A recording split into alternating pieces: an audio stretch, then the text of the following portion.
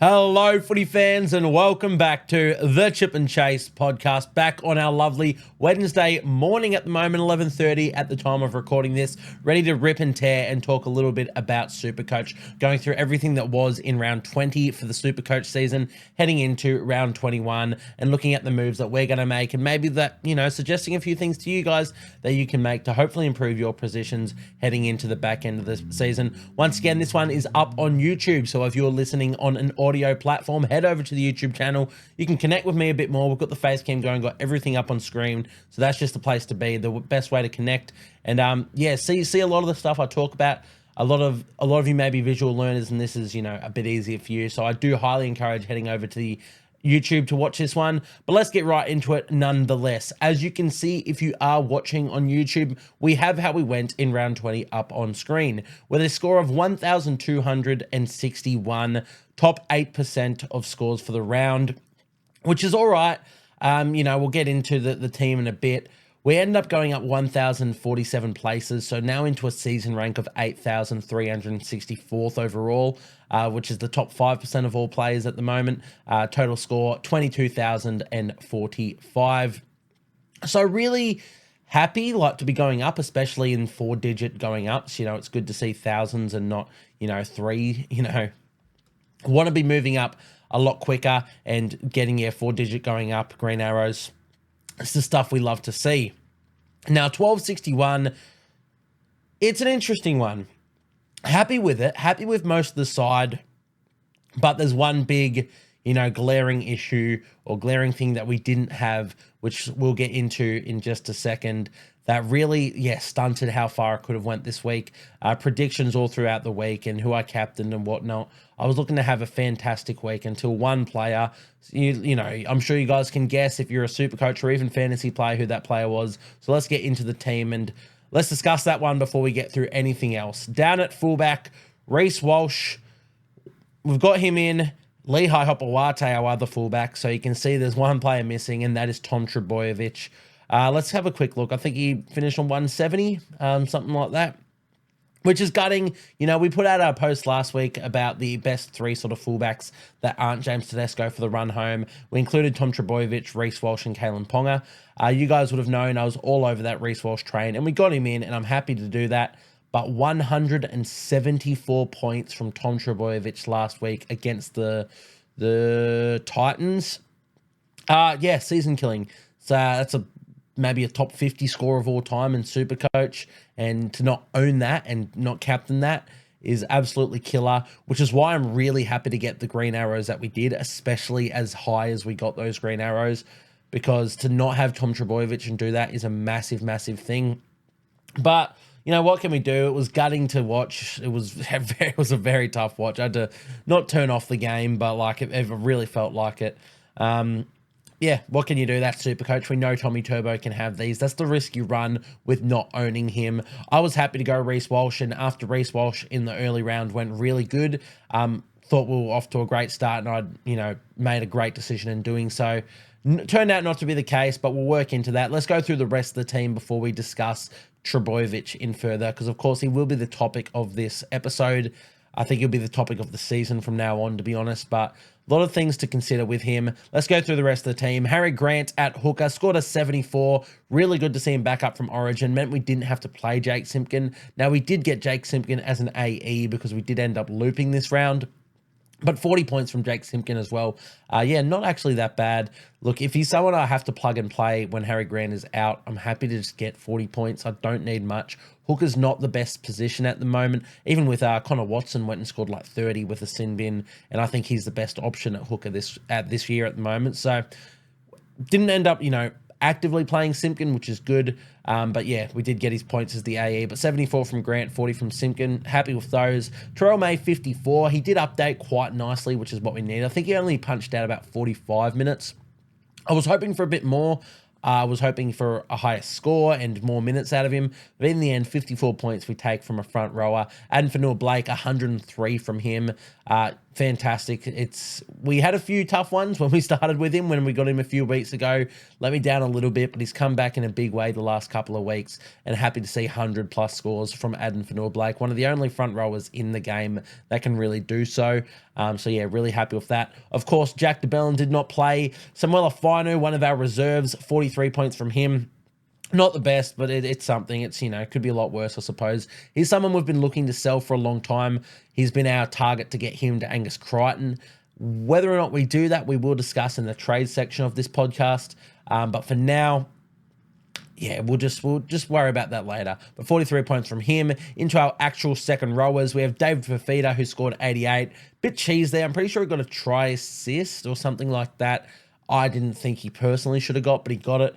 88 points we take. 77 points from Josh Curran at front row. Now, there was a try in that, but God, his work rate was phenomenal. He played about 70-odd minutes just at front row. So lovely to have him for the back end of the season. It's making me sort of think about, do I need Terrell May for the run home now?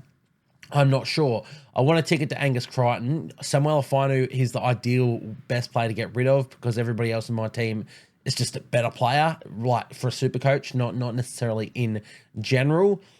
But Samuel Afinu is also the lowest price point across all of my second row, front row forwards.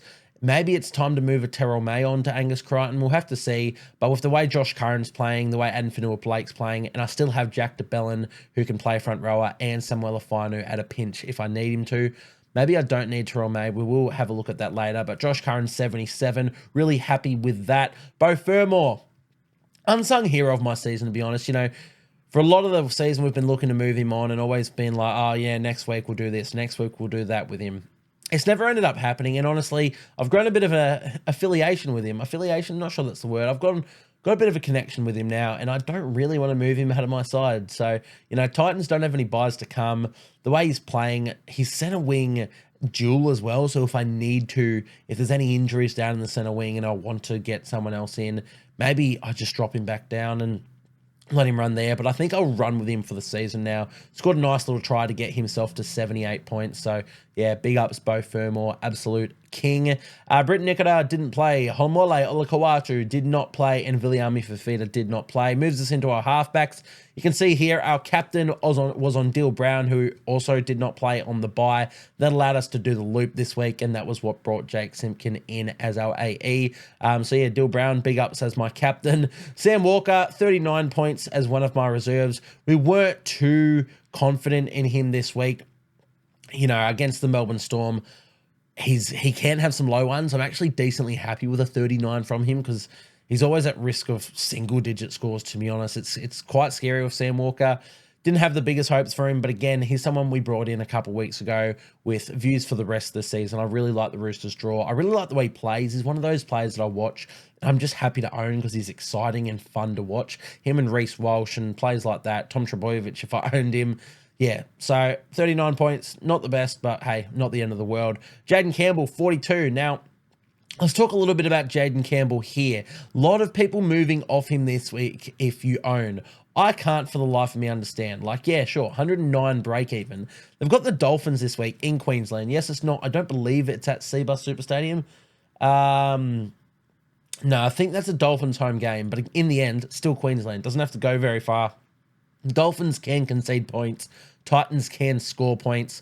I think he's the best 5/8 for the rest of the season, to be honest. If you want to move him, sure, he is at 800k. There's a lot of price to be made there. If you had the duels and you could flip him to a Nathan Cleary, you're actually making 50k or something like that, which is pretty impressive.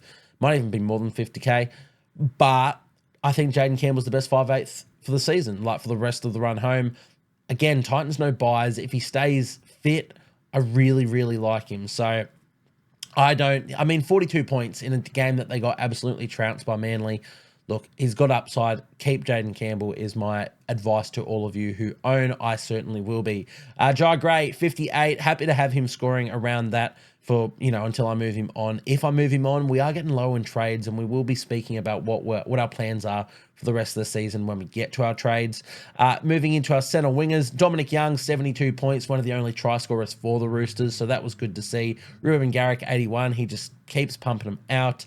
Looking really good. Manly are looking really good, so happy to sort of load up on a few of them. Do have the Roosters this week and then the bye coming up. So just be a bit wary with that if you don't own them or if you're looking to get a player like Tom Trbojevic. But if you own them already, like I do with Ruben Garrick, yeah, love them life. Greg Marju, 76 points. Again, Knights didn't look good, but Greg Marju is one of those players who crashed over for a try, and that meant he got the points, and yeah, we reaped the rewards of that. Really happy with the 76. And Alex Johnston, 74. There was 2 tries involved in that, so not actually the best score, the player that we brought in last week. But again, on face value, 74 points is a good score. He went up a fair bit of cash, went up 70k, almost 72k, break even of minus 44, looking to make a lot more. Again, we sort of brought him in with the idea that he will be our sort of 6th or 7th centre wing for the run home, someone that we just play on matchups. We don't need to play him all of the time. So I'm happy to have brought him in and got those points. Whether or not we play him this week, we'll get to in the Sid v starts. And then, of course, our other 3 centre wings were our Sharkies boys, Jesse Ramey and Kayla Ito, and Ronaldo Mulatalo, none of which played as they were on the bye. Into the fullbacks. This is where it gets very frustrating for a couple of reasons. I mean, Reece Walsh, 113 points. We had that looped. I think he had like 89 at halftime. I straight away at halftime, I'm like, yep, righto. Dylan Brown's getting the captain. So he slowed up big time in the second half, which was a bit of a disappointment. But 113 points, very happy with, regardless of someone that we brought in. We have been riding this Walsh train for a while. You guys knew I was so keen on him, and I'm really happy I stuck to my guns and brought him in. Really happy to own him for the back end too. They do have Bulldogs this week, who are a good defensive unit, but it is the Broncos who are a great attacking unit. Adam Reynolds back makes such a difference to their side and their attacking structure, and such a difference to Reece Walsh. So I'm still very much confident in him. I'm very tempted to put a VC on him, which we'll get to as well. But yeah, happy to get that. As I said, he was the VC this week, which meant we looped him and doubled the 113 to 226.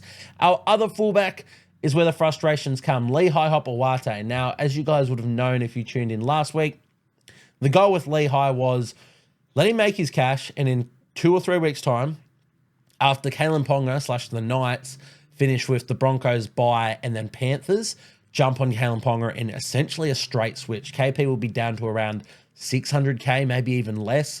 Lehigh, he would have been up a lot more. He scored 36 in this one and then went off straight after. So could have went a lot higher. I assumed with how Manly were playing, he would have went a lot higher. Let's say he doubles that and gets a 70. Let's say he gets 70. He goes up 60k, 70k, gets him almost to 500k. He'd have a minus like 50 break even. He was going up. It was all in the making, but he of course had that fractured eye socket, and now he's expected to miss 4 weeks, and it changes plans, and that's all right. Like, that's Supercoach. You have to be flexible, and you know, injuries happen. You have to be able to change on the fly, but it does stuff things up, because I was really keen on Kalen Ponga in a few weeks in a straight swap, 1 here.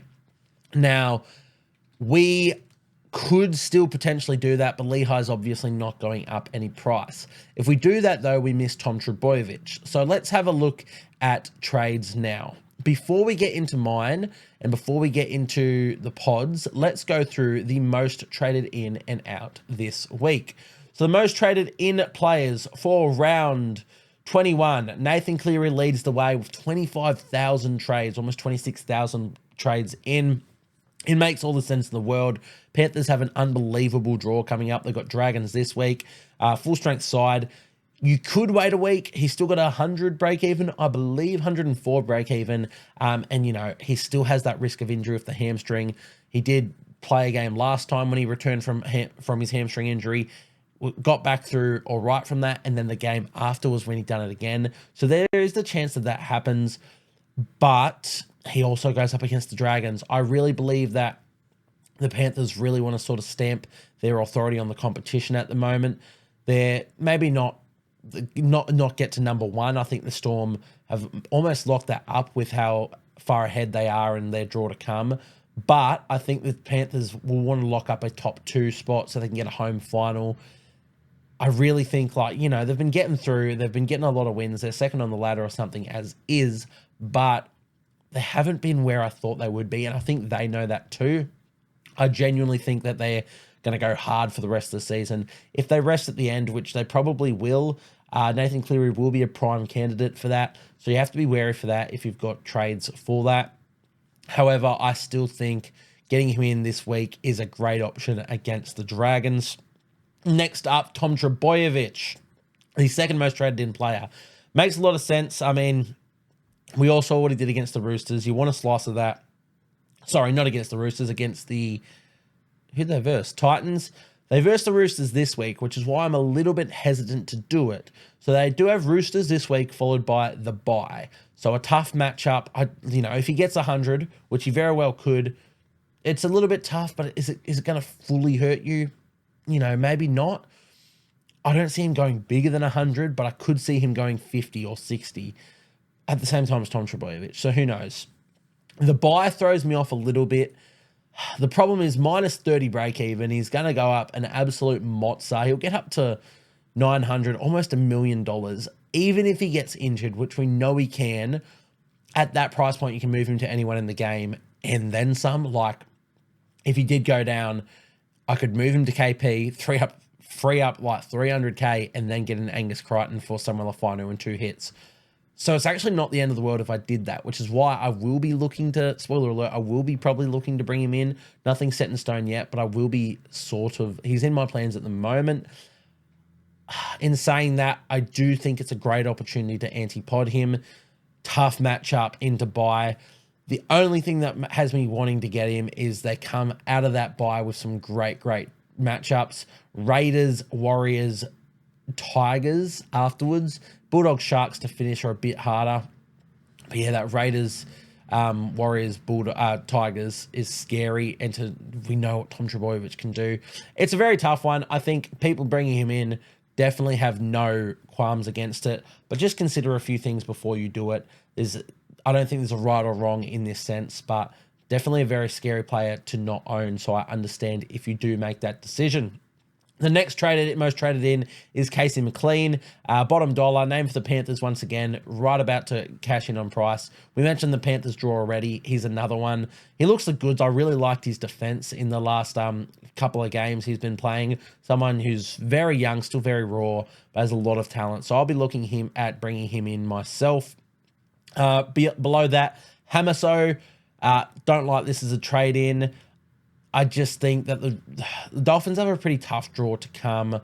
I'm not the biggest on it. They do have, Titans this week, which he can score a few points. He is center wing eligible, so he could be all right there, but it's not really for me, to be honest. And then the next most traded in is Angus Crichton. A lot of people who probably sold before Origin or just never got him in. This is the time that they wanted to do that. This is always where I plan to get him back in. Whether or not we can accomplish that is another story. But yeah, good trade in. We'll quickly run through the rest. Adam Fanua-Blake is a good trade in. Reece Walsh is a good trade in. Payne Haas is a good trade in. Harry Grant, a decent trade in, but I'd still be looking for a Connor Watson. Not sure what the price point is at the moment, but I still think Connor Watson's the best to own for the run home. Matt Burton, the next most traded in. I like that as a little bit of a pod move at only 568k. Let's have a quick look at the traded out players. Sammy Walker. Now, I understand this. A lot of people will be going straight across to Nathan Cleary. If you own a Jerome Hughes, it probably is your best ticket. Jerome Hughes and Nathan Cleary are probably the best halves to own, or the best halfbacks to own for the run home. I don't own a Jerome Hughes. I own Sam Walker. I won't be looking to trade Sam Walker to Cleary. Walker is someone I want for the run home as my second halfback, but I can understand it. It's just personally not for me in my situation. Dylan Brown, however, is the person that I will be looking at moving to Nathan Cleary. At a little bit less money, he's about 60k less or 55k less than Sam Walker. He is halfback 5'8" dual, which has a little bit of value in that, but Eagles have a terrible run. No Mitch Moses. Really, I worried about how they go without him. So Dylan Brown, he's the next most traded out. That is someone I do like as a trade out. Definitely not like a bad hold. If you want to keep him for the season, definitely very solid to do so. But if he's your way to get to Nathan Cleary, I really like that. Jaden Campbell, we touched on. Do not like that as a trade out. Tyron Wishart, the next most traded out. Again, makes sense. Moving straight to Cleary. And then Nico Hines, the fifth most traded out, moving straight to Cleary. So the top five are all essentially players that you move on to Nathan Cleary. Makes a lot of sense. We won't touch on that too much further. Other players, Jacob Gagai is the next most traded out. I assume he's hit his peak. You could hold him another week, 45 break even. Yeah, I mean, good to cash in on money, especially with a few of the trade targets, which we'll get to. Fletcher Sharp, most traded this week. Dylan Edwards, Jerome Hughes down there being most traded out. Don't like that. If you're doing that to Nathan Cleary, I'd keep. And Lehigh Hopawate, the last most traded out. That makes sense. Let's go back into my team and let's have a quick look at our weekly pod buys.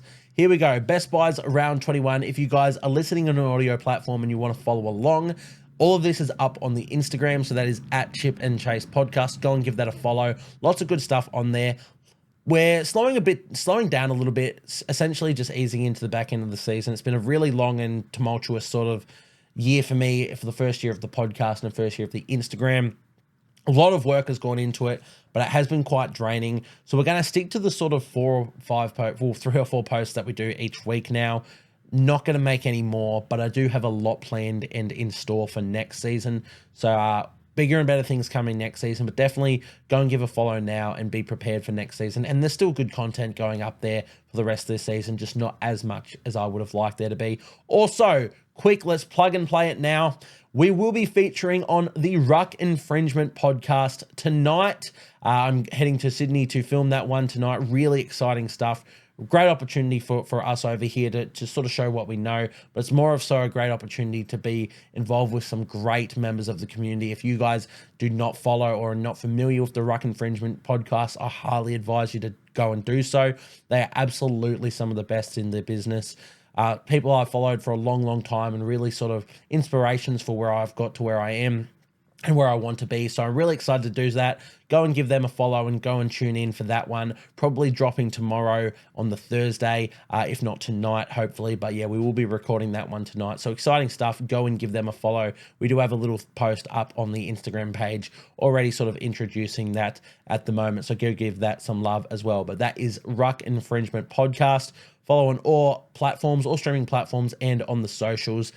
Genuinely some of the best in the business. I don't say that lightly. So really exciting stuff for that one. Back to our pod buys. You guys can see a few on the screen, or if you're listening on the audio platform, on the Instagram. That is the way to go. Let's go through our first pod buy. Roger Tuivasa-Sheck. Once again, all the stats and sort of stuff that you really want to know if you are looking to purchase these players, that's up on screen. I'm going to read through a little bit of a spiel while you guys can, look over that yourselves. So Roger Tuivasa-Sheck. Pod buys are back in full swing for the run home, and kicking things off for round 21 is RTS. Named at fullback this week in the absence of Chance Nickel-Klukstad and Tane Tuopiki, Roger gets his chance to shine with more touches of the football.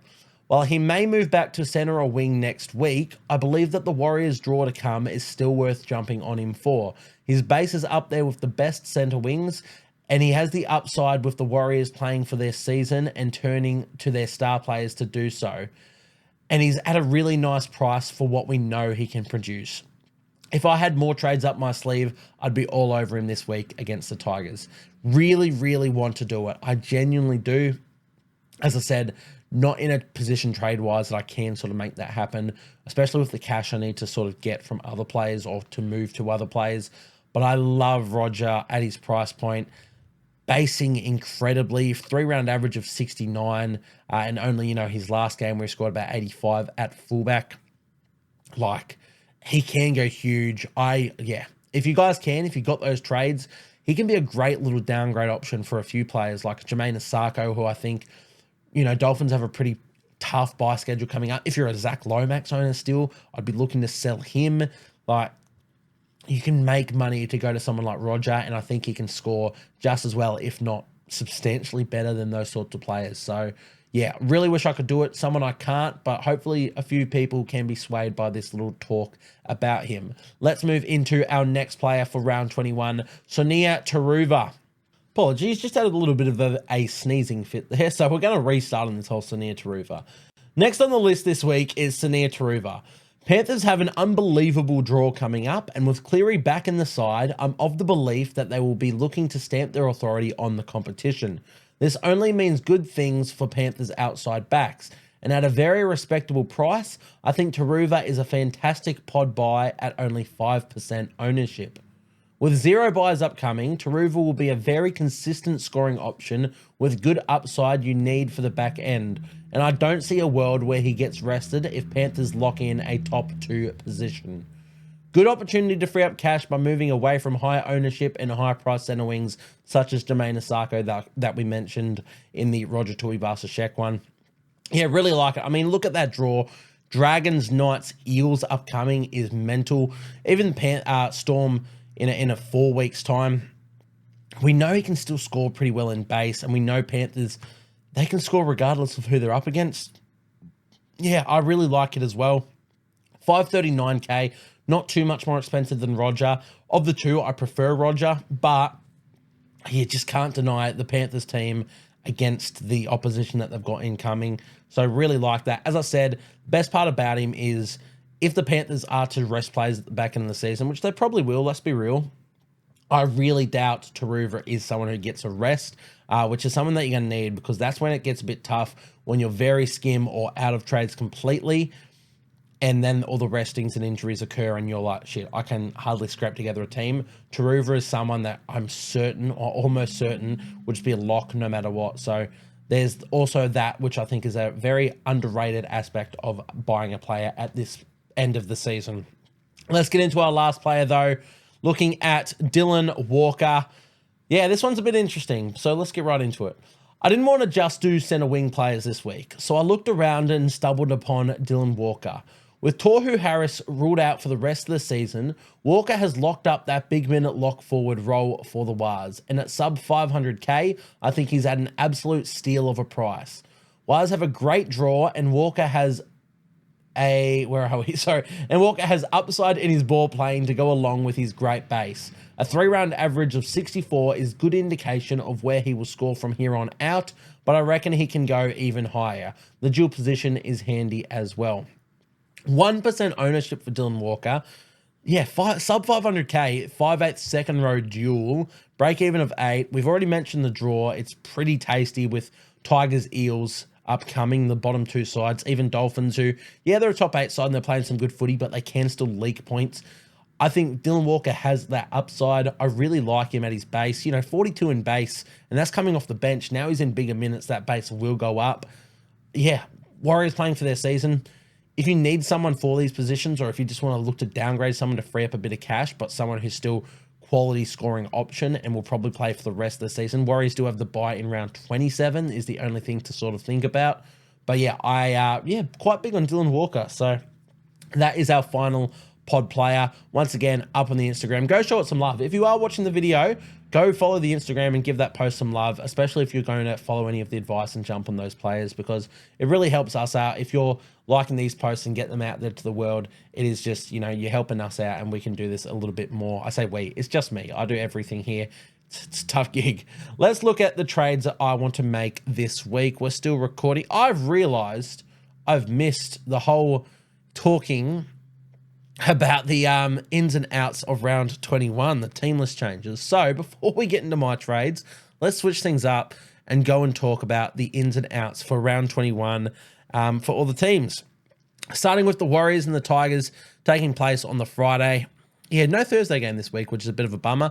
So Warriors, as we said, Roger Tuivasa-Sheck is at fullback. Moala Graham-Taufa comes in at centre for Adam Pompey, who was out, and Edward Corsi comes onto the wing. Taintor Picky out, and as I said, Tuivasa-Sheck shifts from wing to fullback. Not too much else going on there. Very much stock standard forward pack, halves, and interchange. For the Tigers, there's a few changes going on here as well. Latu Fainu gets his start at halfback, the young gun, with Aiden Caesar suspended for 2 weeks. Stafford Toa gets a run at centre, with Adam Dewey being arrested, allegedly, which is interesting. Beyond that, their forward pack, Isaiah Papali'i returns at lock forward. Ruben Porter starts at second row, with John Bateman actually loaned back to the Super League for the remainder of the season, which is an interesting situation going on there. Look, let's quickly just talk about that. This is why I'm so keen on Warriors. I think the Tigers get trounced. They go across to New Zealand. They've had a long, long season. They've got a back line of like 20-year-olds. That's it, or younger. It's crazy. Oh, sorry, not a back line. Yeah, almost an entire halves, an entire spine minus Api Coruscant. It's I think the Warriors have to put on a statement. Tigers, look, you've had a good season, and I don't mean good as in they've actually gone too good, but they've tried. They've blooded a lot of new guns. It's been a long and tough season, but I think it's been good for them. And I think even if they come last this season, they've gone a lot better this year than they have in other years.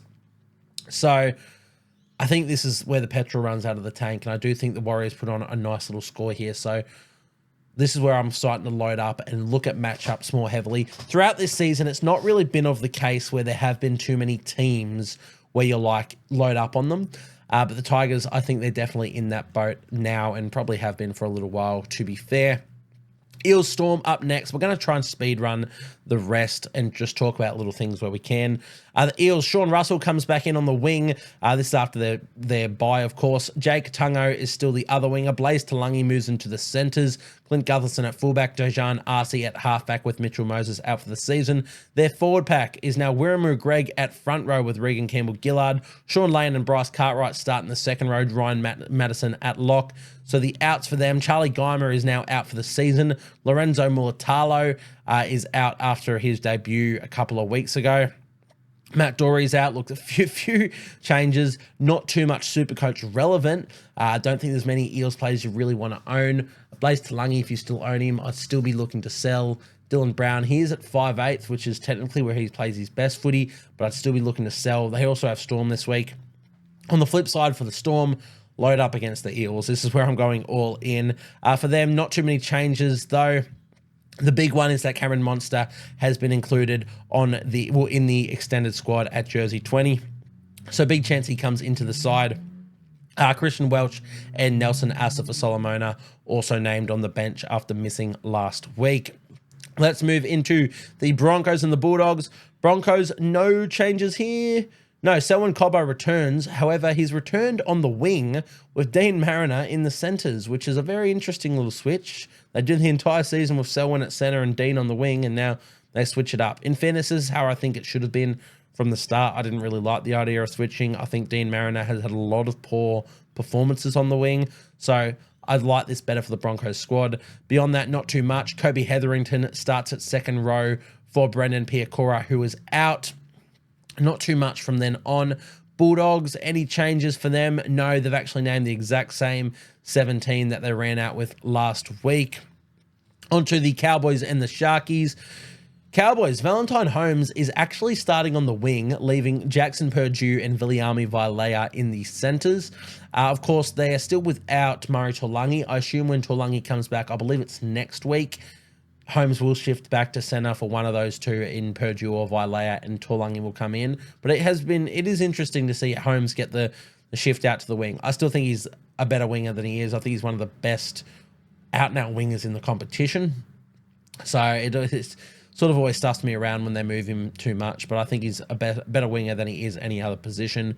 Not too much else going on for the Cowboys. For the Sharkies, Liam Eason makes his debut at fullback for William Kennedy, who was suspended for touching a referee, which is the most bullshit thing I've ever seen, because the referee runs in front of him when he's trying to make a cover tackle. Bogus stuff, but what can you do? Good to see Liam Eason get his debut. Not too much else of note for the Sharkies. Royce Hunt starting again at front row, and CSF Talakai also back onto their bench. Then the Roosters and the Seagulls. Nothing doing for the Roosters that I can really see. Terrell May moves back to the bench. Lindsay Collins starts, and Spencer Leniu is also the other starter, which is interesting, but I don't think it necessarily plays too much into Supercoach. I assume Terrell May will still get the same minutes that he got last week. It might even be better for him coming off the bench when he comes on against tired players. So we'll have to see how that one all goes.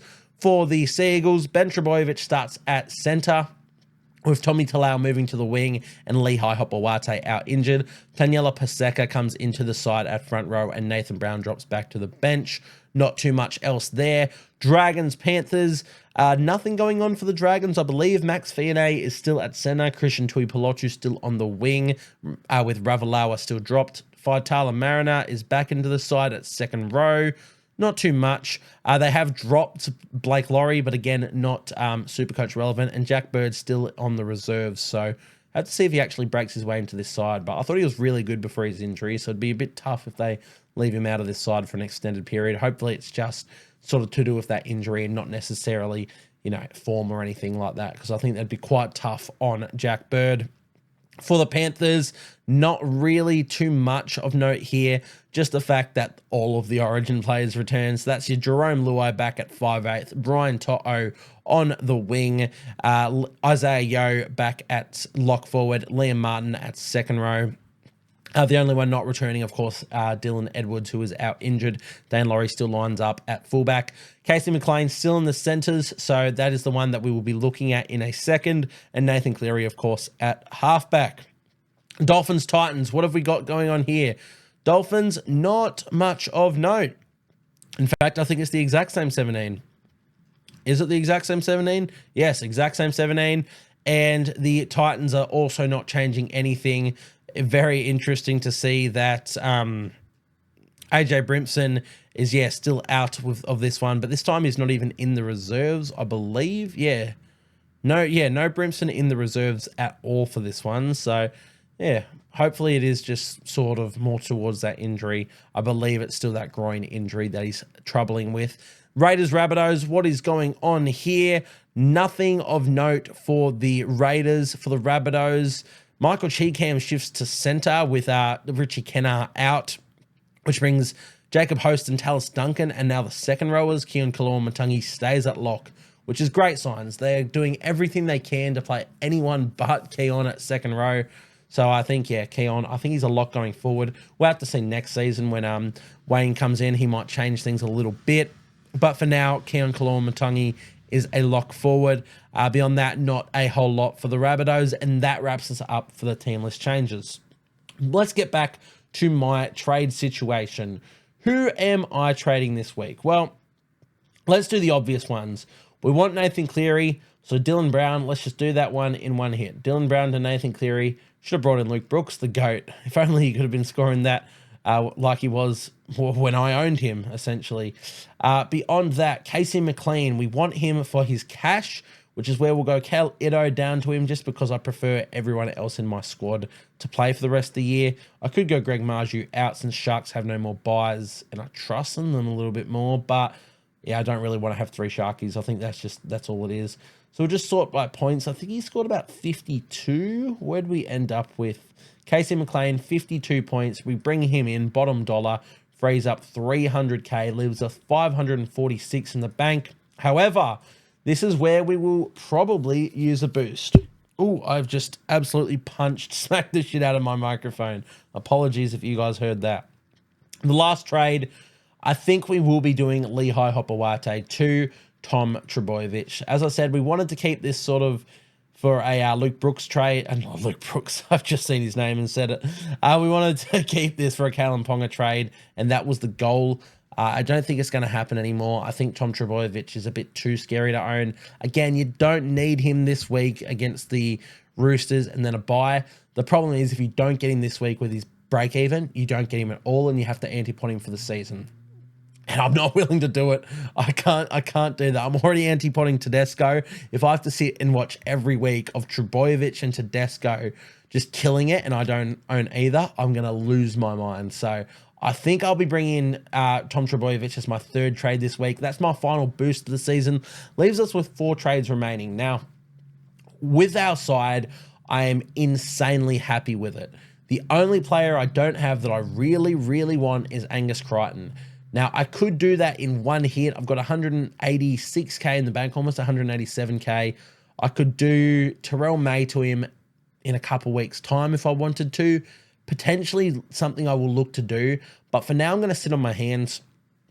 I think four trades remaining. I'm literally just going to keep them in case of injuries. My team is sort of top to bottom insane. I'm really happy with it. As I said, the only player I really want is Angus Crichton. I think I can do that in one hit in a couple of weeks for Terrell May. Probably after that Roosters bye is when I'll look to do it. But yeah, this is sort of where we're going to sit for the season. As I said, 4 trades, essentially 3 if we do end up doing that Crichton trade, made a Crichton. They're just for injuries and restings at the back end. I'm not going to be doing anything else. You know, if there's an injury next week to a gun player that I really need to get rid of, like need their money and need to get someone playing in, I'll trade. But if it's something to a center winger, when I've got this many playing center wingers, maybe I just don't and I just wait. It's all sort of, you know, touch and go. 4 trades is not where I want to be sitting at this end. I was hoping to save a lot more earlier. It never really fell that way. Of course, injuries have been absurd this year, so I'm not the only one in this boat. And in fact, I'm pretty sure there's people in worse boats than me. The only reason I'm so comfortable to only have 4 for the rest of the season is because of my depth. It's something that we've been saying, like, sure, if a hooker goes down, I'll probably trade, I say a hooker. If Harry Grant goes down, I'll trade him to someone else because I just don't want to play Jake Simpkin for the season. But front rows, if Terrell May and Adam Fanua-Blake went down tomorrow or today, I still have Josh Curran, Samuel Afinu, Jack DeBellin who can plug that. And then in terms of my second row, I still have Britton Nikota, David Fifita, Beau Fermor, who will cover the second row. And then Ola Kawatu comes back soon, and then there's another. Insane depth across all of that. So I don't need to worry. Halfback and fullback and maybe 5/8 are positions that you want to be playing a reserve in. So if one of your halfbacks or fullbacks goes down, you trade and you get to another one. So that's fair. You know, if that happens, it happens. Nathan Cleary, if I bring him in this week and he goes down, I mean, what can you do? But I won't be the only one. I will trade him straight away. Have to sort of see. 5/8 isn't really a position I care about. I'm hoping Jaden Campbell just stays injury-free and plays the rest of the season, and we don't even reserve Jai Gray as our other 5/8. If we have to later on, maybe we have to. If one of them goes down, if both of them go down, we'll figure that out. Center wing is perfect. This is locked in for the season, I'd assume. Dom Young, Ruben Garrick, Greg Marju, Alex Johnston, Jesse Ramey, and Ronaldo Mulatalo, Casey McLean all play. I don't see any of them being rested in the back end, and none of them have buys to go. Sorry, no, they do. Greg Marju obviously this week, then Garrick next week, and then Dom Young the week after. But again, only one sort of player each week. I can live with sort of covering them. So I think this is where I want to be. The other option, of course, that we could do is not do Tom Trbojevic. And we could bring in Angus Crichton this week for like Samuel Afinu. Let's just toy around with that. Let's go back to Lehigh. The problem is, it means I still have Lehigh. I still have a fullback that's not doing anything. He scored 36. We do that. So then we can go, as I said, Samuel Afinu. Let's move Viliami Fifita to front row. And let's bring in Angus Crichton. Am I tweaking? Where is Angus Crichton? Oh, no, he scored 74. There he is. Leaves me with 277K in the bank. Now, theoretically, Lehigh, what are you at? 455. So I can get a player of 700K in a couple weeks' time. I could go Ponga and just completely anti-pod Trbojevic. It's interesting. It's tempting. It's very, very tempting. Who do I have to sort of cover different positions now? Josh Curran and Jack DeBellin can still cover front row and second row. My second row is insane now with Crichton, Fifita, Fermor, Nikita, Olakawatu. Maybe that's preferable. It means I'm anti-potting Trbojevic still. But honestly, fuck it. My goal was to go for Kalen Ponga. I wanted Kalen Ponga. I'm going to do it. With the utmost respect, I don't wish injuries on any player, but maybe just like a little niggling one that sort of just keeps him out here and there, or maybe the Seagulls just don't want to play him. Goodbye, Trbojevic. I'm not doing it. Let's have a quick look. Let's have a quick look at, do I have a Knights player? Their draw. This is the reason I wanted to go Kalen Ponga for the back end. So, by this week, obviously don't own him this week, so it doesn't matter. Panthers the week after, tough. But then Tigers, Sharks, Rabbitohs, Dolphins, Titans, Dolphins to finish. I do want him for it. I really do. Especially, 2 games at home to finish with the Titans and Dolphins to finish. I'm going to go Kalen Ponga. The other thing is, Trbojevic, he's always at a high chance of injury. I mean, Kalen Ponga's not a whole lot better. But I think that's where I'm going to look to go. Trbojevic this week against the the Roosters isn't ideal to own in the first place. Then he goes into a bye. Yes, I'll still be without Ponga this week and Ponga next week, which is essentially, not owning Ponga for those weeks or not owning Trbojevic for those weeks. That's fine. It's after that I wanted Ponga. I won't be able to get to Turbo if I don't do him this week, which is fair enough. But I think this is where I prefer to sit with my squad. I'm not sure, though. I will probably change, as I always do. If you want to know if I change, that's where you head over to the Instagram, and I'll keep you guys updated over there. So let's look at a bit of sit v start this week. Of course, hook is really easy. Grant will play. Our front rowers, Terrell May, Adam Fanua-Blake, Jack DeBellin, and Josh Curran. So now that I've got Angus Crichton, he will play at second row. Britton Nicotar will also play at second row. Am I going to reserve a Josh Curran or a Beau Fermor? No. But am I going to play Josh Curran over a Terrell May this week? Yes. But then I wonder, why do I even keep Terrell May? Why don't I trade Terrell May? Maybe I go back to Trbojevic, who we were talking about.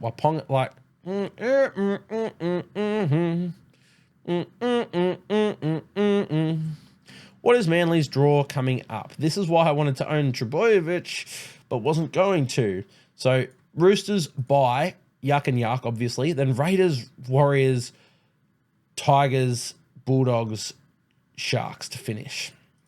Oh, it's so tough. I have no idea what I'm doing. I feel like almost my team is too good. There's too many headaches now without doing, by doing this.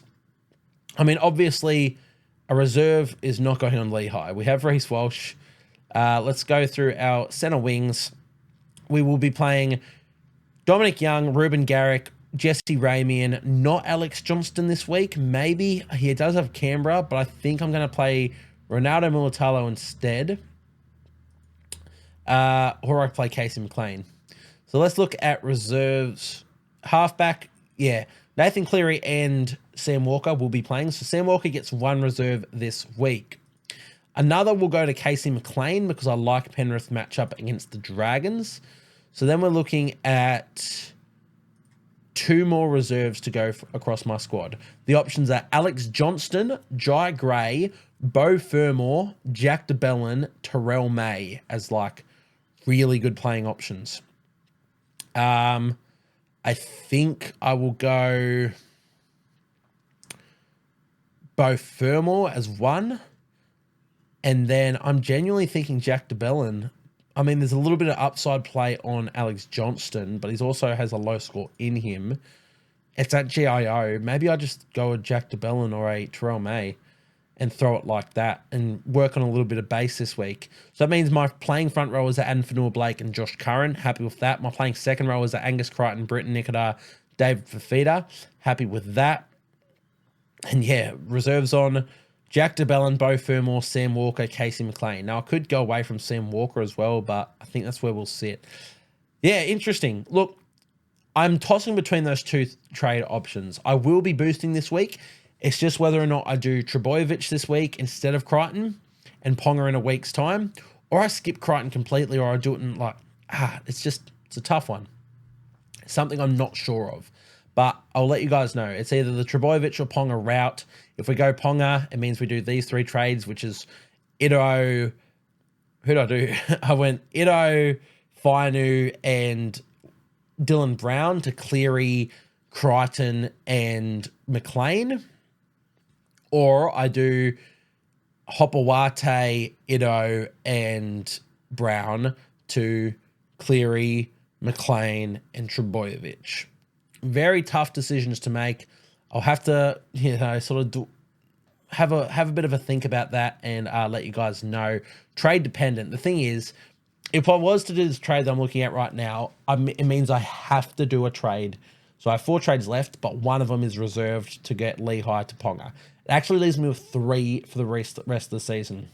While on the other hand, if I go Trbojevic this week, I still have 4 for the season. I don't need Crichton. I really, really want him. He's essentially the best second rower. He's almost a must-have. And I want him, but I don't need him. while I do need a second fullback. And if I go Crichton now, I still need to use a trade to get that second fullback. So it's something to think about. I think I'm going to ask a few people in my corner, get a few opinions, and we'll work that one out. But it's between those two trade options. Either way, let's look at captaincies this week, starting with Warriors and Tigers. Now, there's not many Warriors options here. If you do bring in Roger Tuivasa-Sheck, I love a VC on him. Tigers, obviously, you don't touch. If you own Adam Fanua-Blake, you can VC, but, you know, his upside is sort of limited to 100, so not really for me, but it's big balls if you wanted to do. It's not even that big balls. Yeah, I wouldn't be doing that. Roger Tuivasa-Sheck is an option. Parramatta and Storm. Now, this one's interesting. If you own Ryan Pappenhausen, I like that. If you own Jerome Hughes, I like that as a VC. I'm not sure too many others. Eli Katoa, if you want to be sort of out there, if you own him, you can do that. You could even do a Harry Grant VC. I actually don't mind a Harry Grant VC. Something I might consider. Then we have Broncos Bulldogs. So that's where you're looking at a Reece Walsh, but it is a tough matchup with the Bulldogs defense. So not too certain of it, but I'll probably look towards Reece Walsh there just because I love his upside. Cowboys, Sharkies. Not too many options here. Both pretty good sides in attack. Defense, they can leak a few, so you could still look at a Scotty Drinkwater or Val Holmes for the Cowboys, but it's not an ideal sort of VC or even captain option here. For the Sharkies, not too many options I'd be looking at there now as well without Hines. Roosters, Seagulls, this is tough because that's where the two best fullbacks in the game come into it. That's your Trbojevic and your Tedesco going up against each other. So you could captain one of them. If you own both, you can captain one, but you can't do the other. At the same time, is it really the matchup that you want to be captaining those players? Because it's a tough game, so not quite sure. Captain this week, I mean, the best option, of course, is Nathan Cleary against the Dragons. That's something I'll be looking at. I think that's probably going to be what everybody looks to do this week. I think I'll be locking that one in. Best captain option this week. Dolphins, Titans. Are there any captain options there? Not really. You could go a Jaden Campbell if you wanted to, but something I won't be doing even as an owner. And then Raiders, South Sydney to finish. There's no real captain options in that. So we're looking at the best option this week is Nathan Cleary. That's what I've got my captain on, and I've got my VC on Reece Walsh. I think I'm going to sit with that. I might switch to a VC on Harry Grant, but I'll have to let you guys know. For now, that's where I sort of am happy to go. And that one will wrap us up. So thank you guys for tuning in. Once again, I will plug on the Ruck Infringement podcast coming up tomorrow. I believe it will be uploaded. We're filming tonight on the Wednesday night. Really excited for this opportunity, guys. If you just want to talk, this is hear me talk a little bit more general footy, maybe some, Supercoach or fantasy implications in there, but it's more general footy, get my name out there. And again, Ruck Infringement Podcast is some of the best content out there. It's really good stuff. It's not just me rambling by myself. You get to see us all have a bit of banter, talk a bit more general footy. It's good stuff, guys. So I really highly encourage you guys to give that one a listen and go and follow the Ruck Infringement Podcast on all streaming platforms and social platforms if you're not already. Really excited for this one, guys. Once again, if you're not following me on the Instagram, go and do so. And once again, if you're listening on an audio platform, go and subscribe to the YouTube and watch these ones on there. It's just better for you guys. If you have any thoughts or trade ideas and suggestions that you're tossing up between, you want a bit of advice, feel free to comment on this video or swing me a DM on the Instagram as well. That'll do us though. So thank you guys for tuning in, and I'll see you guys next time.